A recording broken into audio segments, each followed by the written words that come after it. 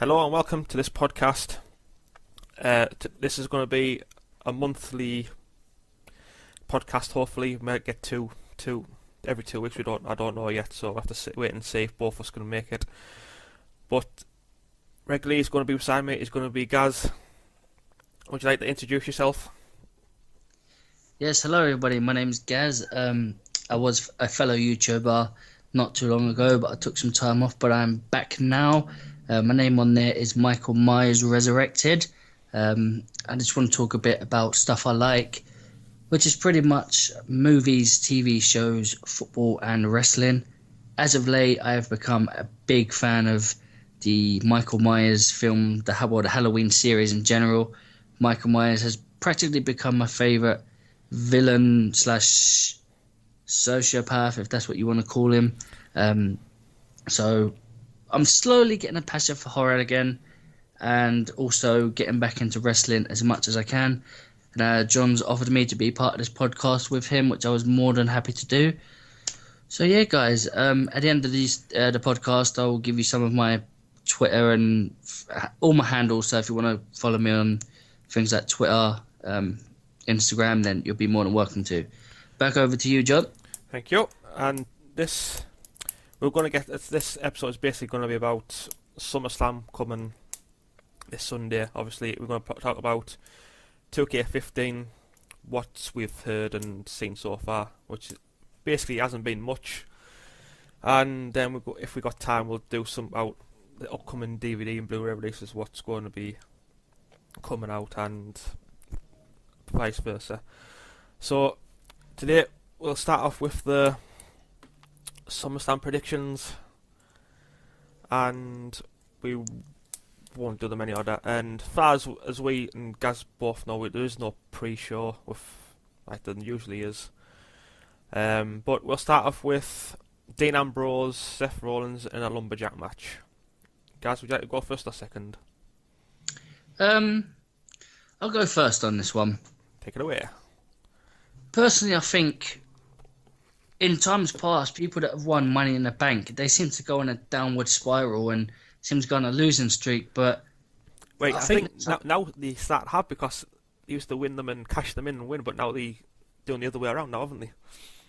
Pretty much. And I think the thing with Seth, I mean, he's got all the talent, and I don't think it's going to be the same with him like it has been with previous people that have won it. And I actually do think he's going to beat Dean Ambrose in this match, and just he's going to get a good full steam ahead until when he does decide to cash in, which I do not believe will be at SummerSlam, in my personal opinion. No. It seems too expected from a lot of people.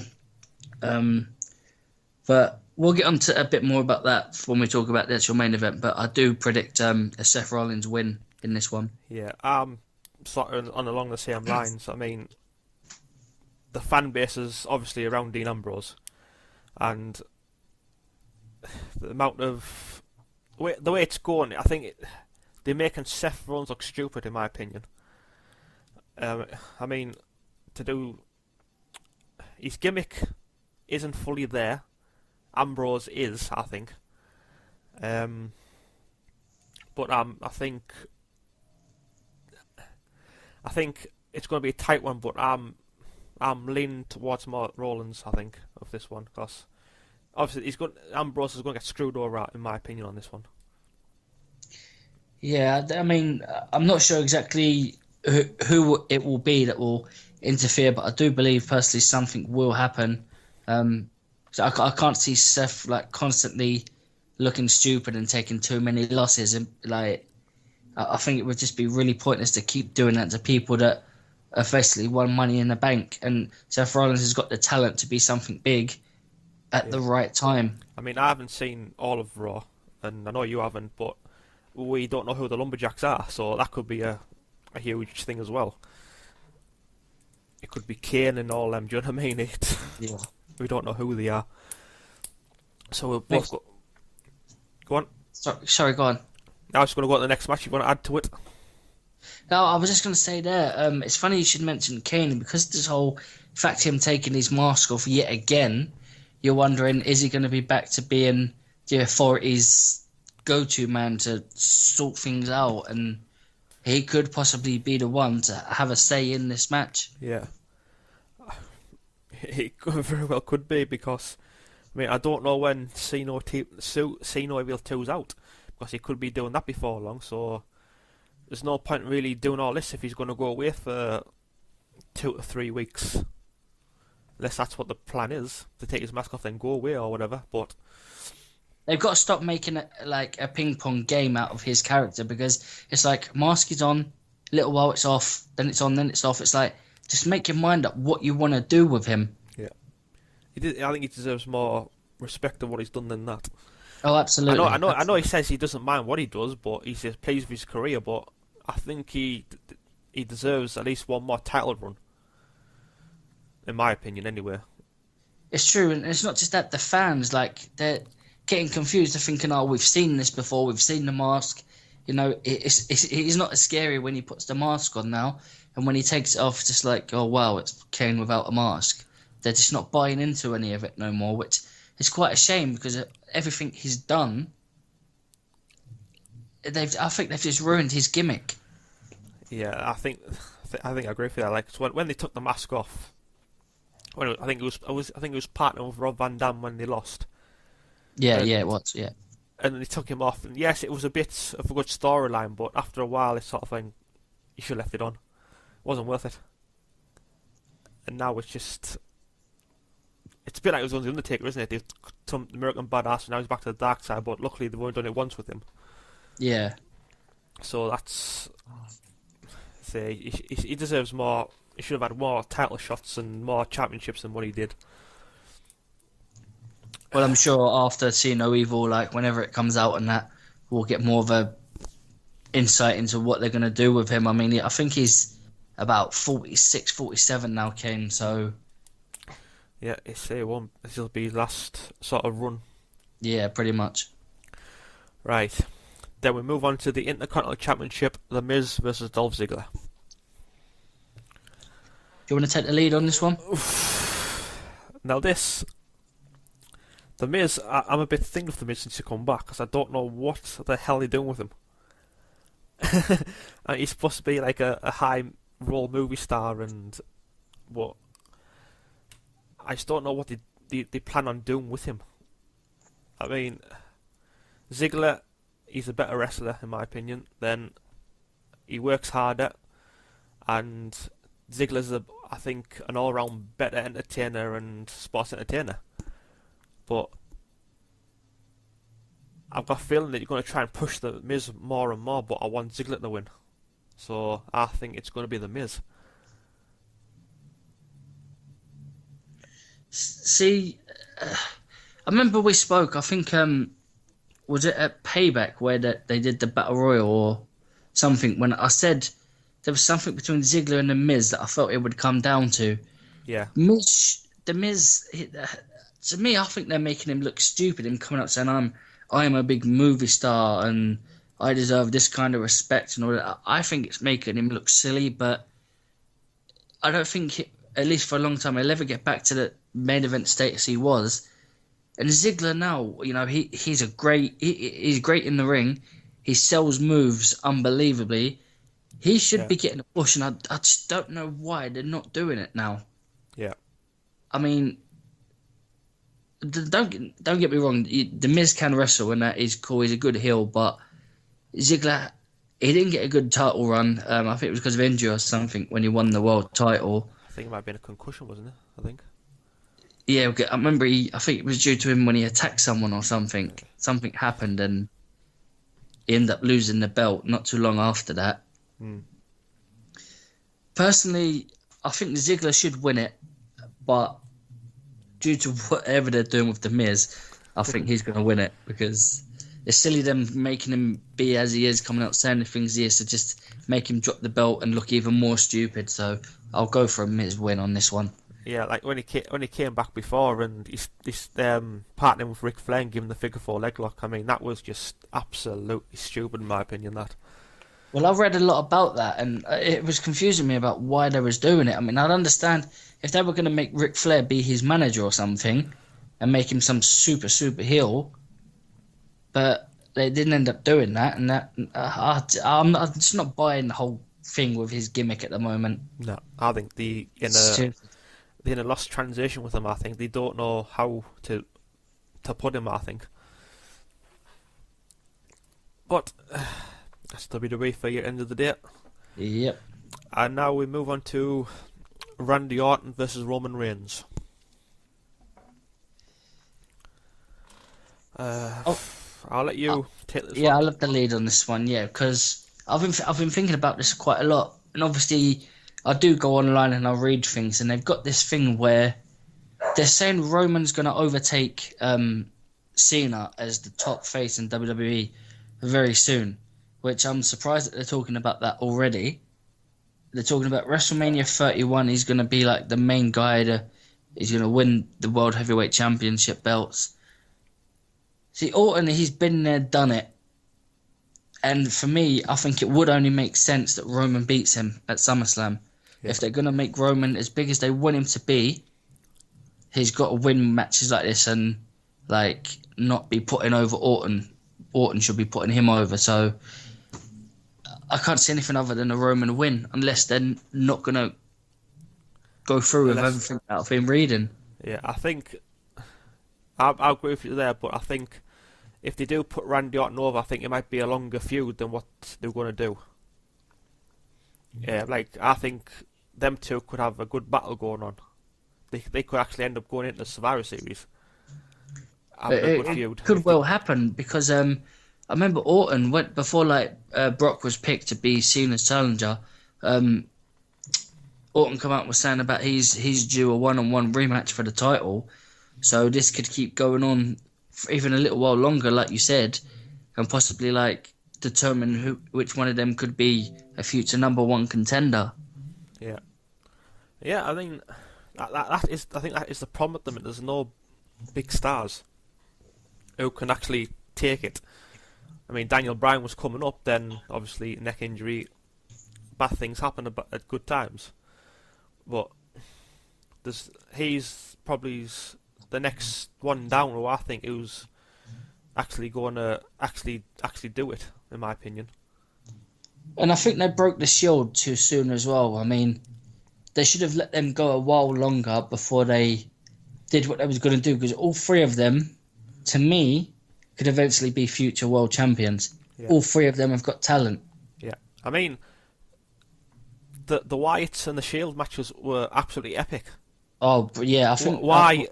Go on. Why have one or two matches and that's it?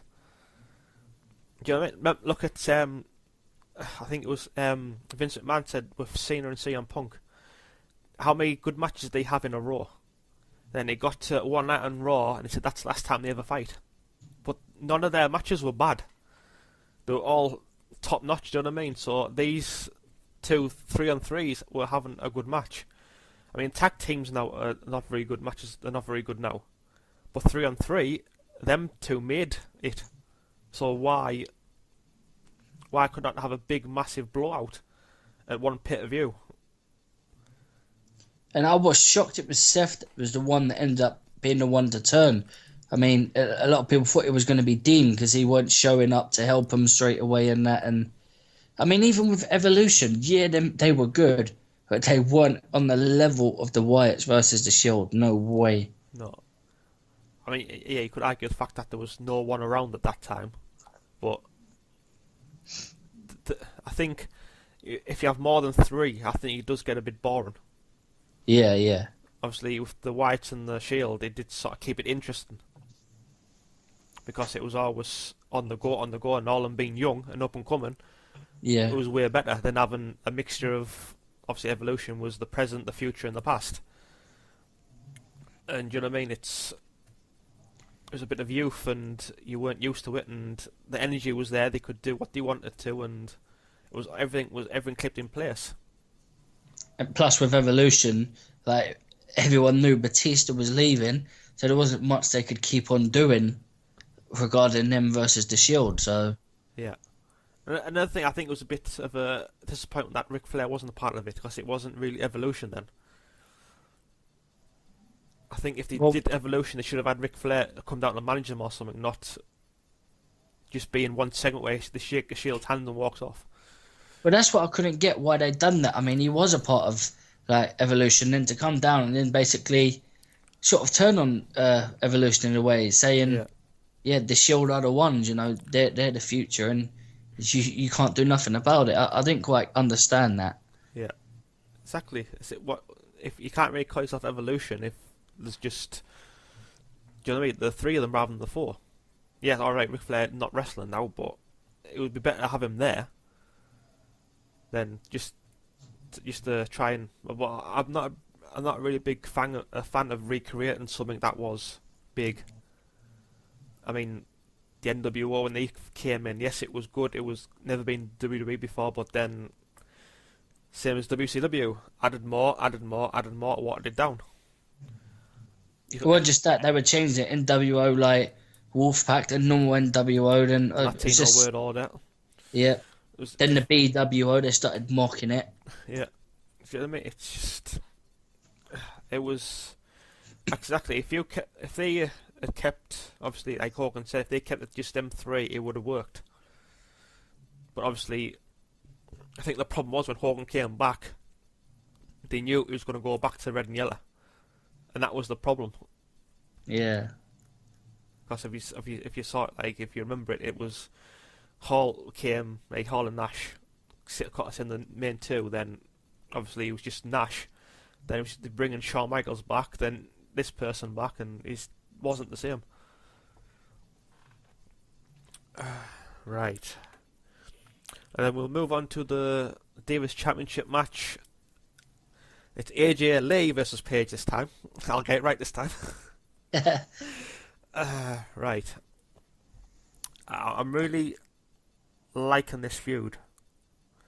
I think these two, apart from Natalya, are probably the top three women wrestlers in my opinion in the company, and these two are having a good feud. I think these two could actually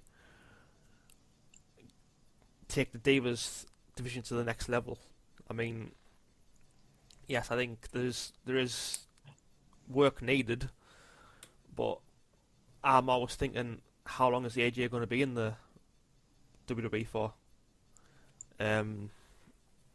It's going to be just so a contract runs out and then go, but I'm a bit split down the middle of this one. But if I had to choose one, I'm wanting Paige, but I'm sort of leaning towards AJ on this one. It's just one of them things where I like both of them, but I'm more towards Paige because I think she's going to be the better all-round person than what AJ is. But I'm sort of leaning towards AJ. See, this one with me, I mean, I remember telling you I didn't even know much about Paige until she sprung on the scene and actually won the Divas Championship. And obviously with her being English, I just ended up liking her automatically. And I think she's cool on the mic. I think this whole new heel thing with her just suits her perfectly. I didn't get the whole AJ returning and just taking the title off her. I didn't agree with that and didn't like it, but there was obviously reasons behind that, which I don't want to give my opinions on that because it might upset people, but I think they just say them. I'm not bothered. I just think with everything that happened with the whole Punk thing, there was a possibility of AJ just saying, well, my husband's not there now. I don't really want to be here. They've put the title straight back on her, and I think they've done that to keep her happy, in my personal opinion. And that's all fair enough. I think she's brilliant in the ring. She is one of the best, if not the best diva they've got there. But the good thing is Paige, she's young, so she's got a hell of a future ahead of her, and I think she will be the biggest diva that they've got. But I can't see AJ dropping the belt to her. Just cannot see it. I think when she came back, I thought it was a ploy. If they make her happy, he might come back, and it hasn't happened. So I think there might be some. Obviously, I know Punk has got nothing to do with AJ between her contract and what she does, but it could be of he's not here, so I'm going to go. I'm going to let me contract run out, but you never know, do you know what I mean? It could be, this could be the feud that takes it up to the next level to actually get it up the card. I mean, some of the divas just shouldn't even be there, in my opinion. I mean, you look at Eve Marie. I mean, yes, you can say she is still learning, but there's just something about it isn't just right. The Bellas, they only there because of Daniel Bryan and Cena, in my opinion. And Rosa Mendez is just there because Total Divas wanted her. I don't think that she should have stopped there just because of that. I think that was wrong. See, them are the one, like, Natalia isn't get treated right at all. But I think maybe if they put like AJ Lee versus Paige versus Natalia in a triple threat match, that might be more to get them all built up and experienced and everything. I definitely agree that Natalia, she should be getting much more of a push than, I mean, she's been out of the Divas like spotlight for a while. As far as Eva Marie and Rosa Mendez, I don't really know much about them. I haven't really seen them wrestle much, but I have to admit, I do like the Bellas. Whether they are still there because of Cena and Bryan, that could be the case. I mean, this whole thing they've got going on right now is, well, obviously we'll get to that a bit later, but you could be right there about the whole triple threat thing, but WWE just don't seem to want to utilise the talent that they have properly. Yeah, I mean, I think it was on I can't remember where I saw it about, will a woman's ever main event Raw or pay-per-view? And I think AJ and Paige will probably be the only one who can get anywhere close to it at this moment in time, anyway. It's weird when you look back at, like, obviously I know the Attitude Era was different, but when China was around, she was like, obviously I know her build helped her, but she was like a big thing. I know it wasn't like how it is now, but could you ever really actually see someone being at that kind of level these days? Not in the women's, no. I mean, I think I think it's a bit tricky with the Divas because some of them want kids, and I don't think they want to do it in case they do have kids. Then they have to go and come back, and I think that is one of the problems. Even though it shouldn't be, I think that is going to be one of the problems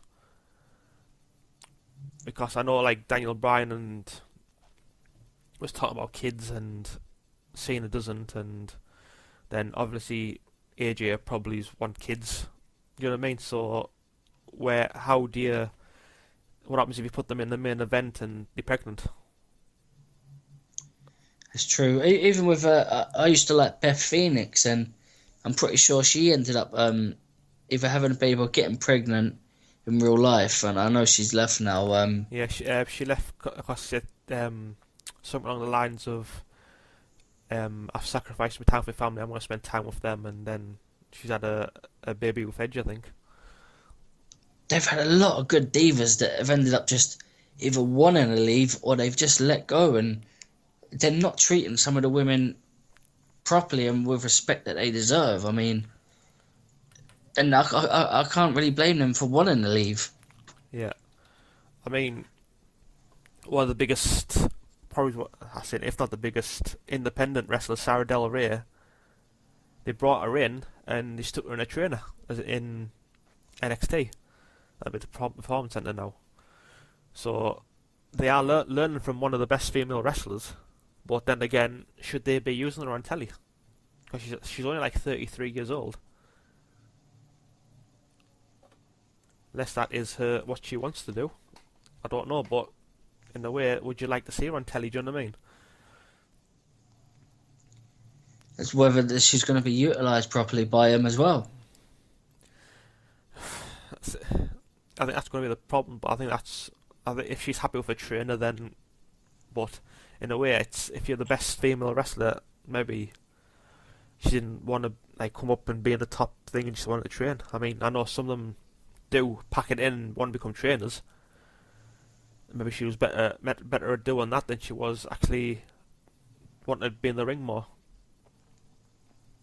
And then you got to think with this whole AJ and Paige thing, how far can it go before fans think, or maybe in the whole Divas thing, we'd like to see something a little bit different. Yeah. I mean, this AJ and Paige thing is reminding me of Mickey James and Trish. The psycho following her around and copying her and everything. Yeah. So I think that is sort of what's putting us off a bit. I know they haven't really got along the same lines of it, but I'm hoping that they don't carry on doing it like that. Because obviously Mickey was copying everything that Trish did, and sort of Paige is doing the same, skipping around the ring and everything. Yeah, yeah. So I was hoping they just sort of wrestle, not play through it. I know they have to do some sort of playing through it, but they are wrestling pretty good, but I think they need to step it up a bit more. Right, and we move on to our next one, and that is Jack Swagger versus Rusev in a flag match. Do you want to go first? Being honest, the only thing that actually excites me about this match is Lana. Yeah, I was going to say that. I just think it's things like this it's happened before. It's quite silly in my opinion. I heard they was dropping the whole Rusev storyline due to something that was apparently mentioned by Lana. Yeah, about the plane being took down. Yeah, so, something along them lines. And when it comes to things like this, usually I'd say yeah, Swagger would win because like for USA and stuff. But for what they're doing with Rusev at the minute, if they are going to keep pushing him, then I think he'll beat Swagger. Yeah. I mean, yes, I don't. Hey, a flag match is not really. Obviously, yes, it is a PG, so it does sort of suit him. But for them to, they could have a decent match. Because obviously Rusev is big, Jack Swagger's tall, but he is big as well. And I'm pleased they haven't, because I read that they were thinking about breaking them up because of what was going on. So I'm pleased they haven't. But I think I thought along the lines of I don't know if you remember Muhammad Hassan. Yeah, I remember. Yeah, when him and Davari were a tag team, and he had these henchmen come in from Hassan, and all this war happened, and blah blah blah blah, and he just took them all away because of what was going on. But everyone knows it's storylines. You know what I mean? Everyone knows what's going to happen, so why do it? And sometimes things accidentally slip, like in the heat of segments. So maybe Lana obviously didn't even mean it at the time. I think they've sort of we're in a world now where if you say something, sue him. You do this, sue them. Yeah. You can't. You know what I mean? They're more concerned about complaints than they are about everything else. I mean, if they had kept I think everyone, including me, when Muhammad Hassan was going round, everyone's wanting to know who are these people who was helping him. And now, because he scrapped it, you're thinking, well, you're the dead end because you'll never find out. I know it's a bit ridiculous, but that's the way you sort of look at it. Yeah. I mean, I'm pleased they haven't broke them up, but it just sort of it gets a bit ridiculous when they start thinking, oh, should we break up because this is going on in the world. They actually sometimes take real life storylines and put them in the show. So why are they questioning that when they've done it before? Not just that, I think if they broke them, it's like, where would Rusev go then, and where would really Lana go then? Yeah. You know, they're perfect for each other's like characters, and even though Lana's American. Well, yeah, but Rusev, he would go downhill, I think, without Lana there because this whole thing they've got together Yeah, I think because is perfect. they fit perfect like Heyman and Lesnar. Heyman does the talking, Lana does the talking. Rusev Yeah. does the in ring work, demolishing, so does Lesnar. I think that's what he needs. But will he? It could be even better on the mic now. Who knows? Do you know what I mean? So at the minute, they do sort of fit like hand and glove, sort of in a way. Yeah, and we move on to Brie Bella versus Stephanie McMahon.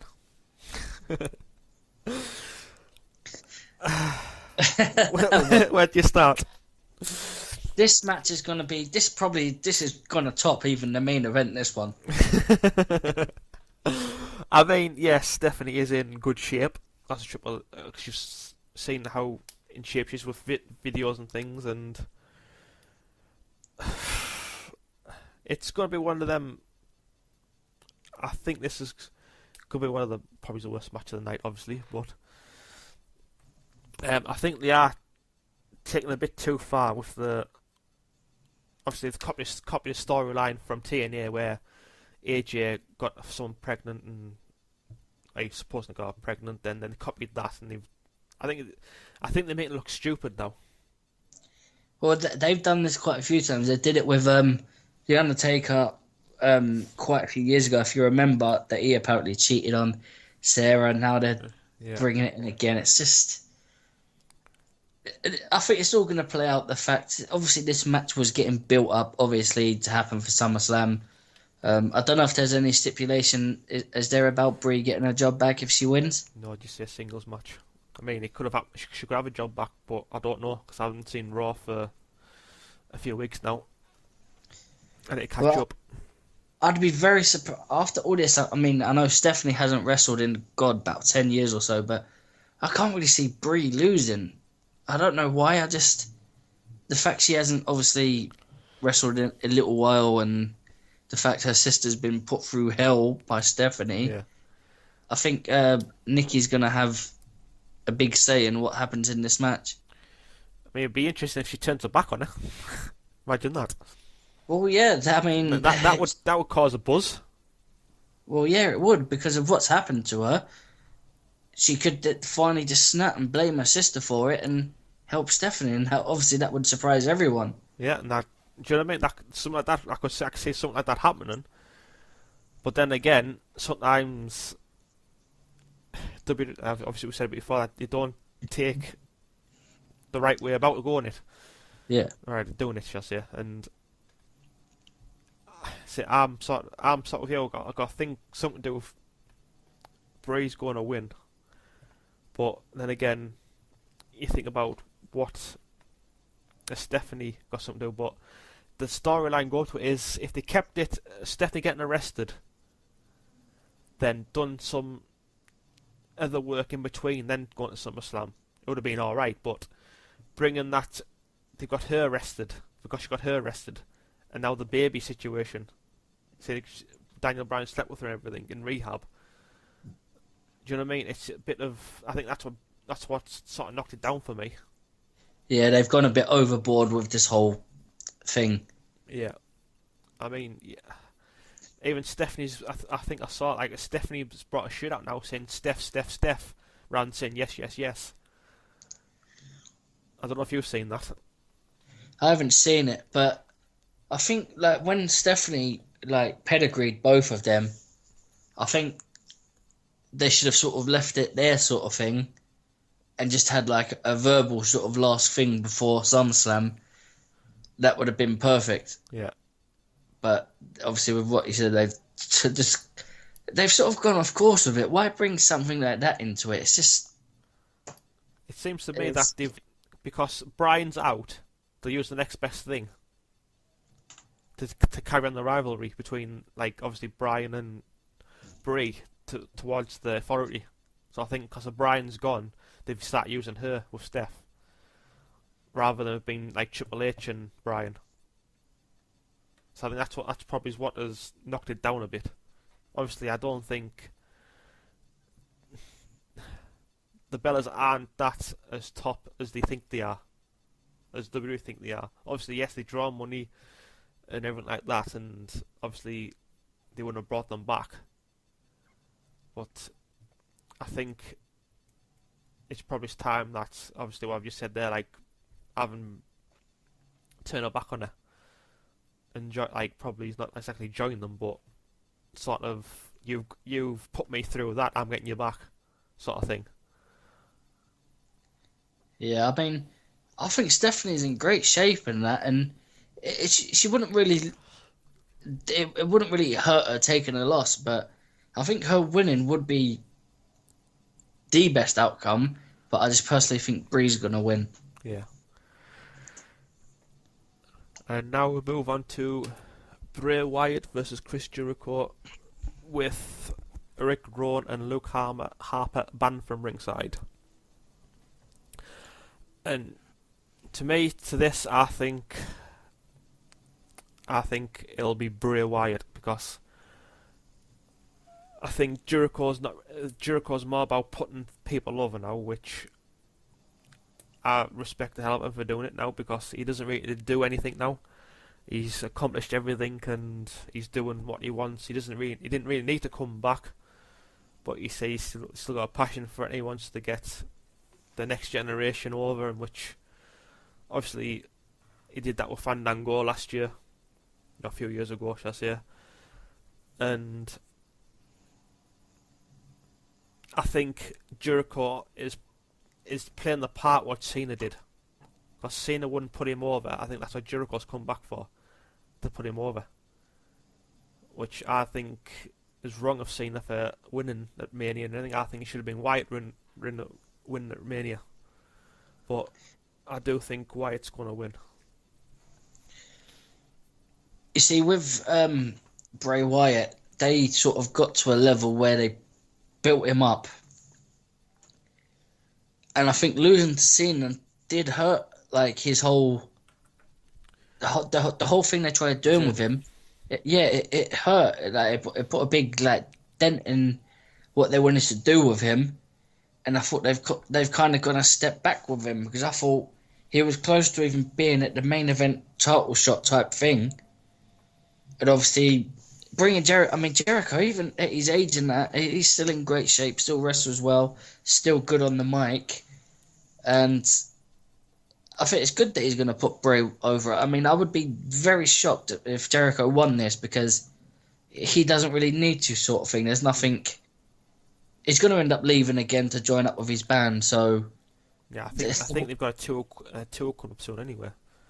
And they need to get Bray back on track big time, because with what's happening with Roman at the minute, that just in case they need to have a fallback, and I think Bray is going to be the one who it should be. Yeah, I mean, I totally agree. I mean, when Cena won at Mania, it was sort of expected, but everyone was pushing for Bray to win. But I don't know why Cena won't put people over. He says he's helping. Yes, he's helping them in the back, but in the ring, he's not. It just is. I think he's at the point now where we don't care if he wins or loses. Yeah, you can see what you want. No one likes him and everything like that. But at the end of the day, he's a Jericho sort of space. We don't care if he wins or loses. But his mindset is that he still cares if he wants to win. I mean, yeah, I get that he is the top guy because he's the Kidzu Foreman and things like that. But it's gonna come to an end soon, and they can't keep him at the top as long as possible. As soon as he goes, there's going to be a void, and they'll be pushing left, right, and centre. Who's going to take it over? They can't just gradually ease him out and ease someone in. I don't know why, but they can't do that.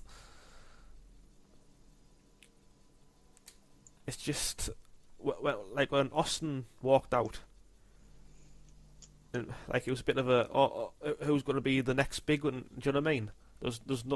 They can't just ease one in as they're easing one out. Because it took Cena a long time to even get there.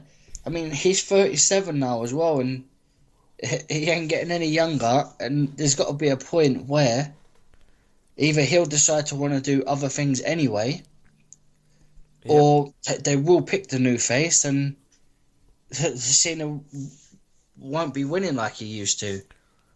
Yeah. I mean, I think it's stupid that he won't he won't let someone get over. I mean, everyone he hasn't. Everyone says that everyone must know that he's had some say in it because he's a top guy. Do you know what I mean? So he would have had a say in if he win or lose.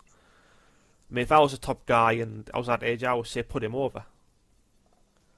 I would say make him beat us at WrestleMania.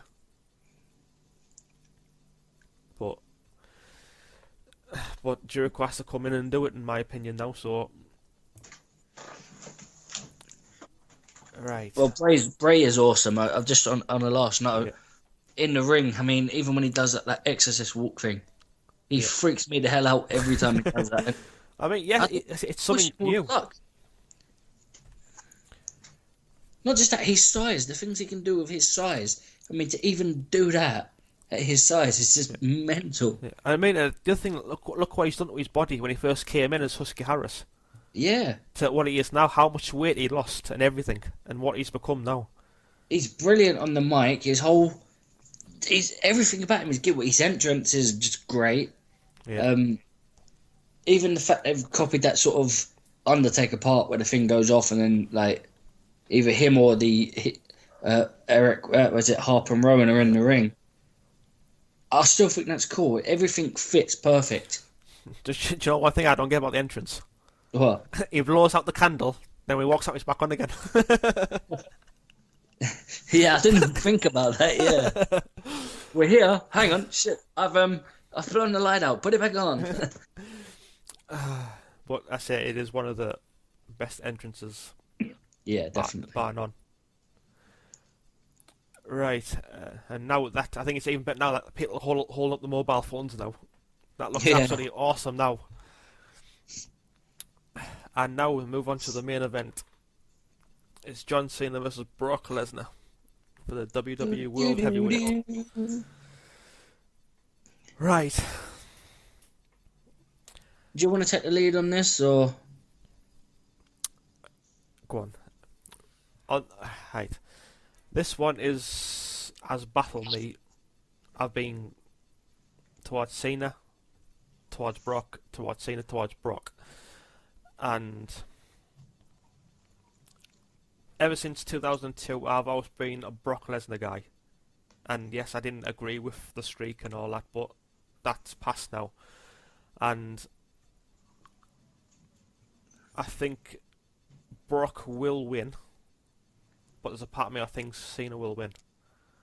Because we were talking about this earlier and we were about you're on about the part-time and Cena's.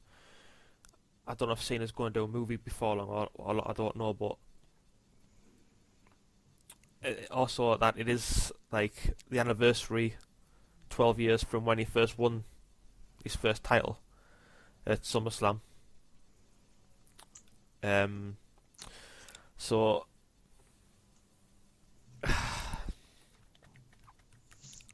I think I'm going to go towards Brock because I think it's the better build. Yes, I know he won't be there, but you sort of can't have him. In the back of my mind, it's saying that you can't have him beat The Undertaker at WrestleMania, then lose to John Cena in your next match. Because I think his win record is non-existent to when he came back, so they aren't treating him that good. But Heyman, I think with Heyman saying that he could go back in UFC, are they going to try and please him and give him the title for a run? So to that, I'm going to go with probably Brock Lesnar.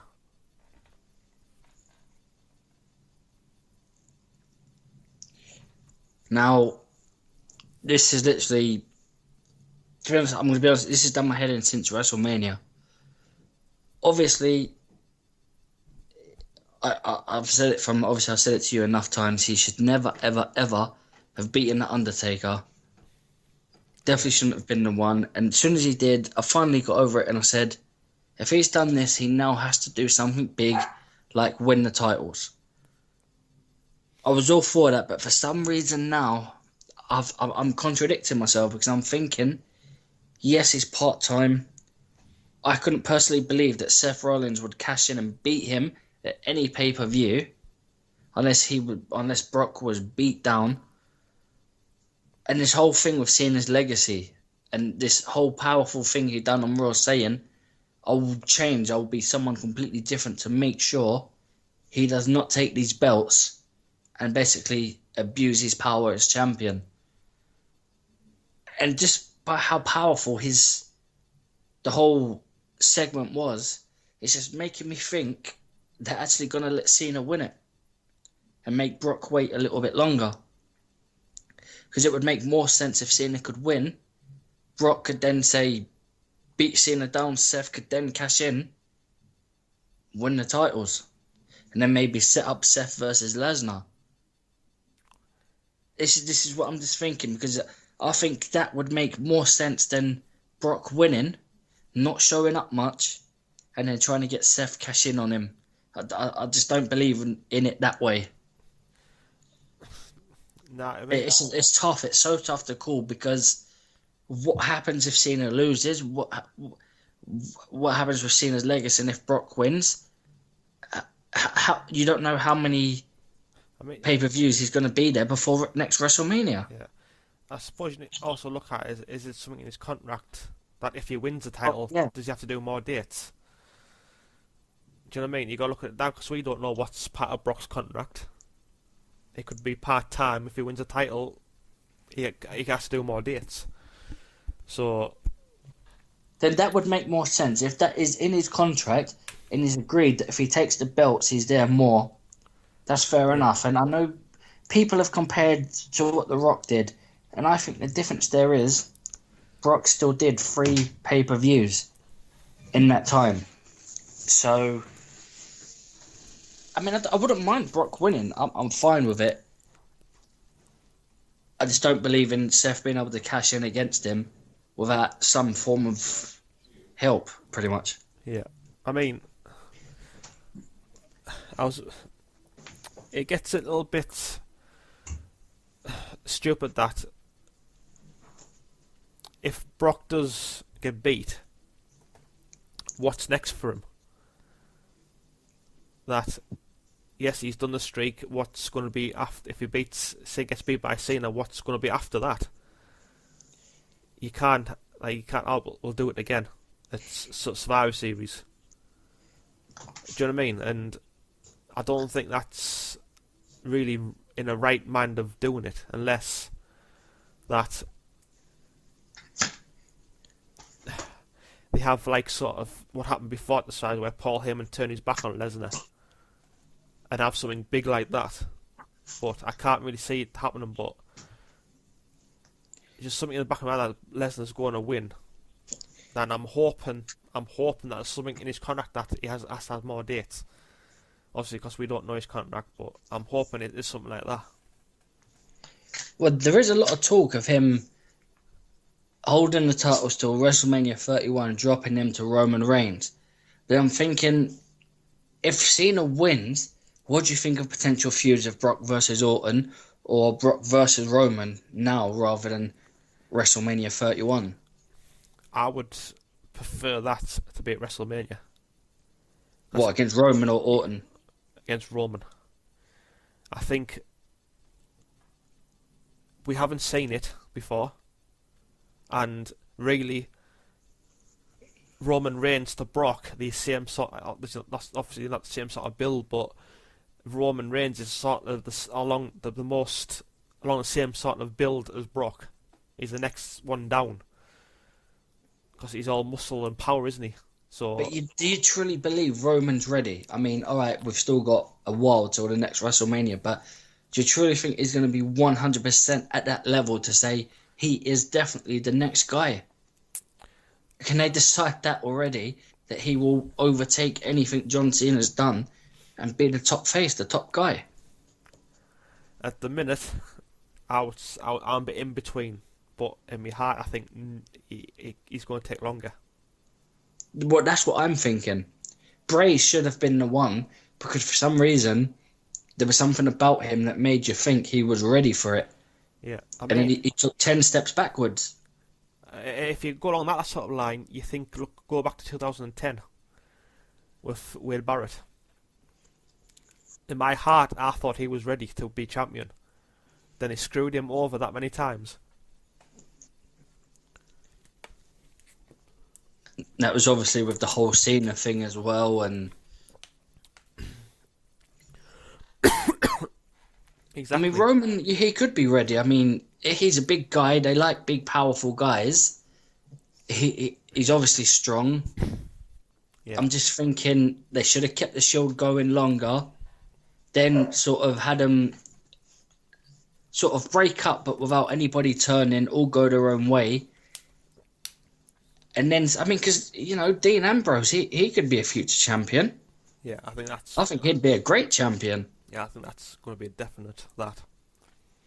I mean, I think to boost Bray Wyatt up, I think they should bring Jake the Snake in to teach him. I think that would be a match. Because he's obviously not the same, but if you look at Jake, his psychology and the way he talks to Bray, it's sort of along the same sort of lines. So I think if you brought him to teach him a few things, Bray might actually get loads better with Jake. If he taught him a few more things on the mic and the psychology of wrestling things. And what about if they decide to end the whole Wyatt family thing? It could be good, but then it could be very bad. It could ruin Bray. I think it's going to happen. Obviously soon. Because everyone expects them to just interfere in everything he does. Yeah. I mean, I still think he'll play a part. Both of them will play a part in the Jericho match, even though they're banned. Yeah, I think they do need to keep them together, but keep them away from his matches. I think they should To show that he can do it on his own. Obviously, like that, and have them two just be a tag team. Just be there for his promos or come down to the ring for his promos and things like that. Have them there, but let him have the matches on his own. Yeah, I agree totally. I mean, you look at, like I said before, like Wade Barrett. He's a good wrestler. He's a hell of a wrestler. He's good on the mic, and yet his matches they had the Nexus come down into the figure. He didn't need it to. But obviously, yeah, he needs to do him as further as a heel. But he was already a good heel anyway. And I don't think he needed that extra help to make him more of a heel, because I think he already knows how to be a heel. There's literally, I know there isn't time. There's so many things that we could even talk about the whole main event spot. I mean, Cesaro, everyone was building him up as well already. He ended up going with Heyman, then he strayed away from Heyman, and he's another one that people were thinking, yep, he's the next guy. Didn't even win Money in the Bank. Mm-hmm. He won the Andre the Giant Memorial Battle Royal. Yeah, you thought that would be the start of him possibly becoming the next big thing, no pun intended, but no, didn't happen. I think Cesaro needs to be with the younger generation. For obviously, I don't know if you watch NXT, but the matches where you had with Sami Zayn were absolutely world class. And I have to get round to watching them because I haven't watched any NXT, which I'm absolutely gutted about because there's a few people on there I want to see in action. Yeah, I say if you watch him and Sami Zayn's matches, they're absolutely world class. And you look at what he's doing now to that, you think, wait, what he doing? And I think that's what Cesaro is actually sort of waiting for.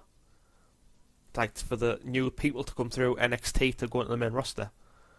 I know Vince has got like a thing you have to be over 21 to come onto the main show, but I think that's a lot of bull. I think if you're good enough, you're old enough, and I don't know why that's his way of it, but that's the way he does. But obviously, the performance centre is, if you come in now, doesn't matter how big you're at, you're going through the performance centre if you like it or not. But I think they just when they put him with Heyman, I think at the time they thought they mustn't have thought it through. They must have thought, oh, this is a good thing. It will help him. they're milking I it. think, yeah, they messed it. I mean, they did it with Ryback, and that was just a flop, a big flop. Curtis Axel, then they joined them both together called Rybaxel, and you think, why are you making Heyman look like a tool? Yeah, You're putting anyone, he's a Paul Heyman guy, he's going to be big. Just for the name of it. He's a Paul maybe Heyman they guy. thought they'd end up like how CM Punk was with him, but I think he'll never manage anybody like he has Brock and CM Punk. Never, No, no matter who it is. no. Obviously, I think what they should do. Obviously, what they should do is that Heyman should be with Brock, then put him with NXT, and let him, like what he's doing, looking at talent and let him spot talent, let him develop talent. That's what he likes to do. That's what he said in his documentary. That's what he loves to do. He loves to develop talent, and that's what he should be doing. Obviously, it's all up to the wrestler to go beyond that. I think it's about time we moved on now. Yeah, definitely. We could be here all night talking about this, and obviously, maybe in a future podcast, we'll go into it in more depth. Yeah. Now we'll move on to WWE 2K15, which is a big topic at the minute as well. And this is going to be I've pre-ordered it, and this is going to be my first wrestling game since 2010. And I always said I would get the wrestling games when I got the PlayStation 4, and obviously 2K14 never got on the PS4, so I didn't get it. So I lived with my word. I've pre-ordered it. So we've seen, obviously, I've only seen a few pictures. I think, as you said, you've seen a video, I think. Yeah, there's been some leaked footage put up from, I think it was a Gamescom thing they had. And to be honest, from what I've seen, there's definitely a lot of good there. But today, I did see a few small niggly things. I know the game's not ready yet, but there's a few small minor things that I'm hoping get changed. But so far, I mean, adding over 500 new animations in the game is just going to be brilliant, because you're not just going to have the same crap over and over. The superstars, I mean, we've seen Cena and Randy Orton's models, and they were work in progress, and they just still look so real. Even at first, I didn't even know it was the characters in a game. Yeah, I think I sent you a picture, didn't I? Yeah, John Cena, yeah, and it was just... At first, I was like, why is he sending me a picture of Cena on Raw? And it was only till like I noticed, I can't remember what it was, I noticed that I realised it was the game, and... I think there might have been 2K15 in the corner. A little logo. Yeah, it could have been, yeah. It could have been. Could have been. But yeah, it's from what I've seen, it blows all them out the water. I think they're using the same software as they do in NBA. So, and I've seen trailers for that, and that looks out of this world. So, we don't know the full roster yet, but we'll get that at SummerSlam, I believe. It should be tomorrow night. I know UK time it's around 6 p.m. I think IGN will probably have a stream or something of it. But I've got to admit, I'm so excited, because I remember saying to you enough times, John, like, they've got so much potential they could now do for this game. And so far, they've blown me away on just the graphics side. And that's without seeing the fact they're bringing career mode back.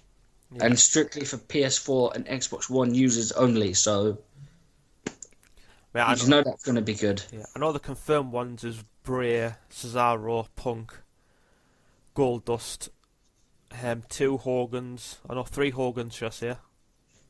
I think there's three Hogans. There's Cena, obviously, Orton, Reigns, Michael, Two Stings. two Stings, and Triple H. That's the ones I know of at this minute. I know a new one which I can confirm is the Big Show.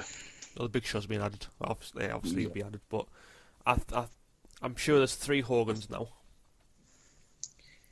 There was a NWO version. There's a Hulkamania, and there's a retro one, I think. Oh, typical. So I don't know if that's. I know, obviously, they'll all become available from the store in one time or another. But the latest one I saw was the Goldust one, and that looked absolutely realistic as hell. I don't know if you saw that one where they stand on the rope. I see one where they're on the floor and they're holding the rope to get up, and that just like it looks so lifelike. Than for what you actually see on Raw or even SmackDown in the ring, and they're even the thing at the start of each match. You get this thing, where they sort of lock up and go for headlocks and stuff. Yeah. You get them sort of mini games in it now, where like real life, you have to try and sort of win the headlock battle or the lock-up battle, things like that. Yeah. They're going in the right direction now with next gen, and whether or not they're going to add things like new matches and stuff, I don't know. But just so far, they've got it spot on.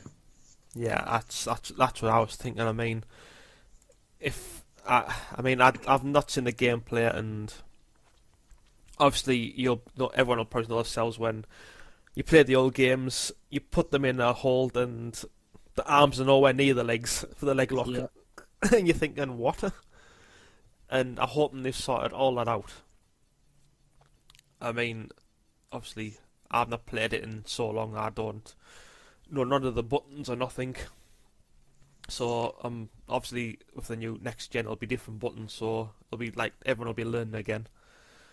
Well, have you heard about the stamina bars, the free stamina bars? No. Well, what they've done with this, I think there's a green, yellow, and red sort of thing, and the more your bars go down, like the less like moves you can sort of do, and your opponent will sort of get the upper hand on you. Your strikes on them will just look like weak as hell, where you're too tired to swing at them, and Yeah. obviously if your opponent gets tired and your thing's high, you'll be able to do more powerful punches. Your moves will look more powerful, and it just all of that just adds more realism to it, sort of thing. Yeah. So it's not always going to be you just getting beat the hell out of, or vice versa. And I think that's a good thing, because you'll have a lot more chance in games. Yeah. I mean, I'm pleased career mode's back. I mean, I've heard people say that was absolutely shocked without career mode. Obviously, I don't know why I took it out for, to be honest with you. I mean, I hope it's a bit like the old ones where if you do different things, you can go different directions. I'm torn on what I think is going to happen, because obviously they took the whole road to WrestleMania, 30 years of WrestleMania, then like the Attitude Era sort of thing. They were okay, but once you get beyond that, it's like, well, that's it, sort of thing. And that's exactly how it was.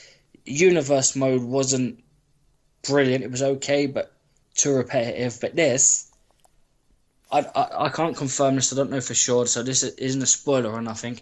But I do believe you're going to start in NXT and build yourself up with your created guy. I do believe that's what will happen. I hope so. You'll get objectives to do. I hope you'll so. go from the bottom to the top. I hope so. It'll make more sense doing it like that than just not you're on Raw, you're on SmackDown. It'll be loads better. Then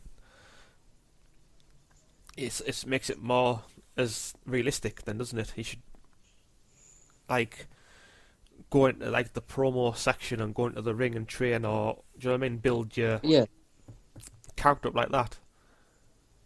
But well, I think we'll have to wait and see what actually does come out of it. But at the minute, it's looking, to me, it looks way, way better than I would have thought it would have been.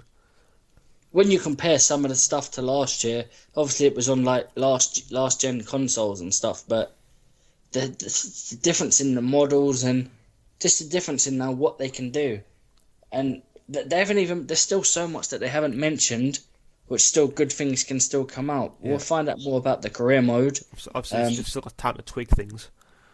yeah, not just that they've got this showcase mode, so they've still got. It's like a greatest rivalries thing, and obviously Cena and CM Punk's confirmed. Shawn Michaels Triple H is confirmed. That was back from 2002. So they've added like the career mode and like that as well. So once you've done one, at least there's something else there that you don't get bored with. Yeah. But yeah, I'm so stoked for this game. I think Um, there's only one downside to this, and that's just the personal opinion to me, and it might be to you, is that the Hulk Hogan edition, the price and the game shop you goes from, that is the one. I know that there isn't much in it as well to justify the paying the extra to it. well, you see, the fact they've only done it for game is, I think, ridiculous when they've advertised it like WWE even advertised it that there'd be obviously a pre-order Sting one, but they've also mentioned that the Hulk Hogan one, Yeah. and that's from like people in America, and America don't have game shops; they have like GameStop and stuff. Yeah. So that's all just really pointless. And you're getting an autograph like you did in the Undertaker's one. You're getting a code for Sting and Hogan. I think You're getting like that Hogan Teddy. I think you get a piece of the ring or something. Yeah, and a piece of the ring Hogan was on or something. And is that really worth 80 quid, or I think it's like $160 in US money? Yeah. I can't really justify paying that amount. It should be loads more than what like they're giving you. If you're I going to understand that. I want Hogan, because obviously when you've got a game, you want to unlock everything or have everything. But I remember with the Undertaker one. Do you remember when I told you what ended up happening? I couldn't get it. It was 80 quid, and they ended up having Biker Taker going for £1.49 on PSN. Yeah, exactly. All right, yeah, I've missed out on an autograph and a coffin-shaped tin, but you know I can make do without that. Yeah. It's. Yeah, I said I've just worked out there. You're paying £27 extra for the whole. And that's Hogan. without even the season pass, because the season pass wouldn't even cover getting like the Hogan editions. Well, I suppose if you look at it that way, you could actually buy the normal game. I think the season pass was £15 last year. I don't know if it'll be the same this year. Then, if you go off last year's Undertaker, which was I think £1.50, I think. Yeah. Then you'll still go cheaper than obviously you're not getting the Hulk Hogan Teddy and the autograph and the plaque with the ring canvas in, but you have Unless you're a die-hard Hulk Hogan fan, then it just you'll either be buying it for the sake of it, just having like limited edition, or save yourself some money, just get the standard edition with Sting, wait for Hogan to be on the thing. Then more than likely you're going to be paying $149, maybe $249 at the most, and it still works out less than buying the whole Hogan edition. I mean, to me, it's you can look at. I'm sort of down the middle because obviously I'm getting the normal edition because I don't want to pay the extra. But if you get the Hulk Hogan edition, you take the plaque and the picture out of it and you put it on your wall. The box is just going to be sat there doing nothing. It's like all the bits are being taken out of it. People chuck it out and thinking, why did you chuck it out? I mean, I've got a Call of Duty hand edition. Everything's still in the box. I haven't took anything out, apart from the codes I used for the season pass and everything. But that's the reason why I bought it. I haven't even took the wristband out. What you got through with it. So I don't say if you got more in it, I probably would have thought about doing it. I mean, the Undertaker one, you actually got a tin in the box. Then you got a DVD and an autograph and codes and everything. The Hulk Hogan is just a little box you open up.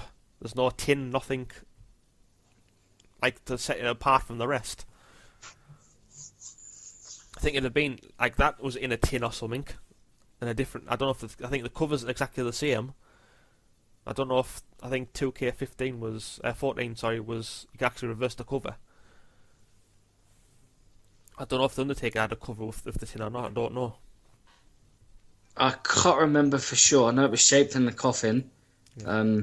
I think it had his symbol on it, his cross symbol. I say I haven't got a clue because I know I bought my son it and he said the Ultimate Warrior version of it, but like the reverse Daniel Bryan. But apart from that, I say I've never played them since 2010, and a lot has will have changed, but it's if you play it till the last one, it's gonna be a bigger thing for me because I'm used to the 2010 version. Yeah. So it'll be a bigger thing for me for playing it, like a bigger expectation. There's so many pluses to this as well. I mean, there's probably things we've even missed out on, but this is literally going to be 10 perfect steps in the right direction.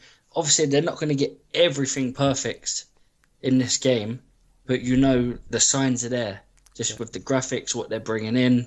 And eventually they'll build, by next year, they'll have so much more amazing stuff. It's just going to be great, and I'm so happy to now know, with the career mode, with how things look, that this is what I've wanted for a long time, and now I'm going to get that. Yeah. And I think every WWE fan will be happy. I mean, I read somewhere that they took Justin Gable out of the game, and they're going to put Xavier Woods in his place. I mean, Really? that's what I heard, but then you start thinking, why did they have to do that for? What there should be a game where it should have near every single wrestler in the game. Why can't they do something along them sort of lines rather than picking and choosing who you want in? And I think Vince gets the final say on what happened and what doesn't happen.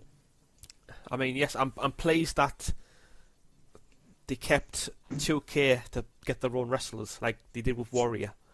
They got the Warrior in before Vince even talked to him or spoke to him or anything like that, so it's all up to 2K.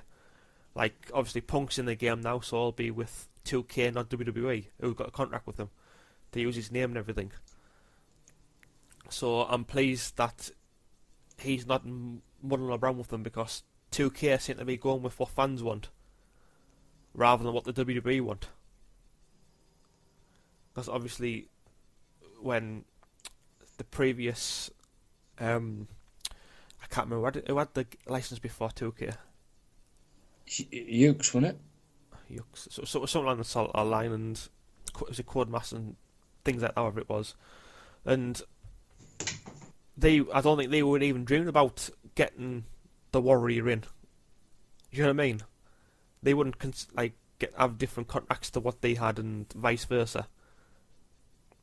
So I'm pleased like 2K have said, right, it's our game, we can pick who goes in it, if you like it or not.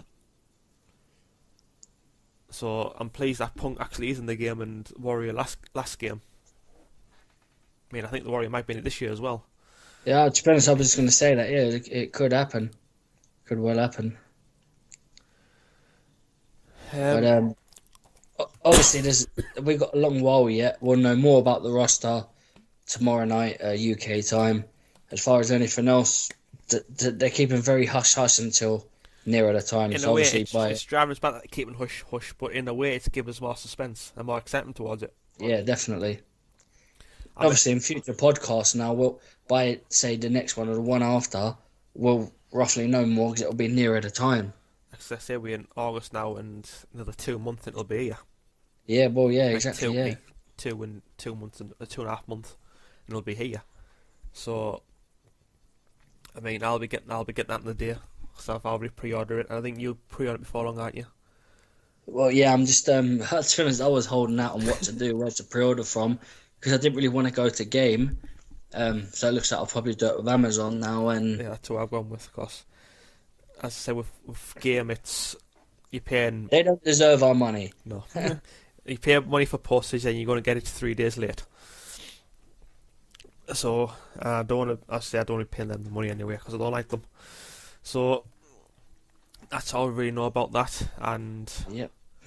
I think it's about time we wrap this up. I think Yeah, we've definitely gone over the time we scheduled. we're scheduled for 30 minutes, and we're on just over an hour and 10 minutes. So, now we're just going about plugging yourself and Twitter names and everything, and I'll let you go first. Radio. I am on Twitter, so if you want to follow me on Twitter, it is at the Gaz O'Sullivan. I'm also on Instagram, and my Instagram is the Gary O'Sullivan. I've also just made a new Tumblr. I'm pretty new to it. Not sure how it all works, but my Tumblr name is just Gary O'Sullivan. I think that's the main three things that I have. I am also on things like Kick and that, but I've very rarely used them. But the main three there, if you want to follow me, I'm also, like I said, on YouTube. My YouTube username is Michael Myers Resurrected, so you can find me there. Well, I'll have content up very, very shortly. Over to you, John. I'll leave all the links in the description when I get round to doing it. And do you want to shout anyone else before we move on? I do, mate. Just mainly, I'm going to shout out to some of my old YouTube subs I had back in the day when I was on there. Like my DVD reviews, Gareth Archer. Always get stumped. I was just going to say you then, and you're on the other end. I knew it happened. Do it if you want. Do it if you want. I don't care. The 2004 Punk, Woo! great. Daniel Attrell, Beneath the Ring, great guy. He does his own Raw reviews and stuff. And just anybody really, everybody on YouTube and everybody. A big shout out and hello to everybody that listens to the podcasts. And you can catch me. I'm on Twitter, and same as my YouTube, the 2004 Punk. I can never remember my Instagram. I don't really use it much, but I'm mainly on Twitter mainly. That's all I think I really use. Obviously, I'm the same as guys. I'm on Kick and things like that, but I mainly use WhatsApp. But I don't really give my phone number out. Yeah.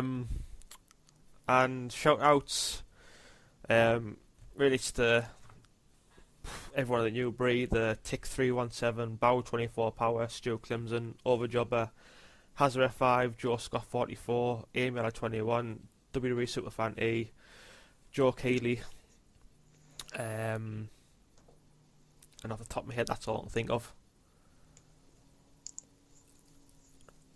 On the wrestling side, anyway. So I'm sorry if I didn't miss anyone out. I'm pleased all this went smoothly. I can say that. If you want to ask us questions for next time we do this, just leave them in the comments below. If you're viewing us on YouTube, if not, just pass them over Twitter. I'm sure we'll write them down or save them and say them next time. And that's it for this show. We'll hopefully be back. We don't know how long the gap's going to do this, but I would just say roughly between every 2 to 4 weeks time. Hopefully, might even do one here and there on that chance. But